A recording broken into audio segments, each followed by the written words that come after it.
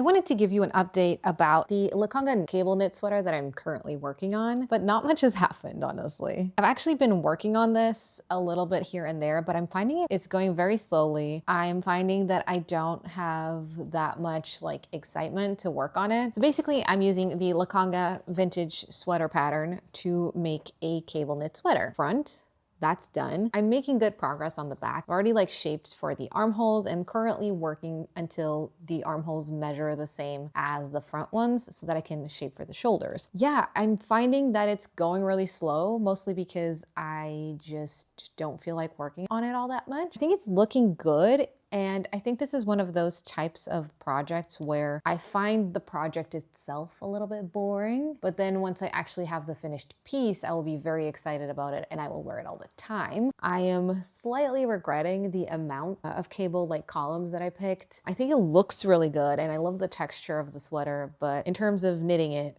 it's slow. Please don't judge me. But I even started a new project. I'm knitting my partner a hat because I really just wanted something like really straightforward, really basic, like knitting that I can do watching TV. And I'm using yarn from the advent calendar that I got last year from World of Wool. I started with this green and I did that for the whole of the rib. And now I just changed over to this other wool, which is honestly extremely similar. This pattern says it uses 50 grams of wool, but that is not my experience. I think it uses maybe like 70 in my gauge. Each one of these is 50 grams, so I knew I would need one and a bit. My partner didn't want a noticeable change. He wanted it to be like one color. That wasn't going to be possible with the yarns that I had at home. So we kind of compromised with this because they're very, very similar, and I thought it would be easier to do the change when there's also a change in texture, and then it would be less noticeable. And so far, I've done 2 rows with the new green, and you cannot tell the difference. Also, I'm using the cutest stitch marker. This one is from Knits by Cindy Ekman.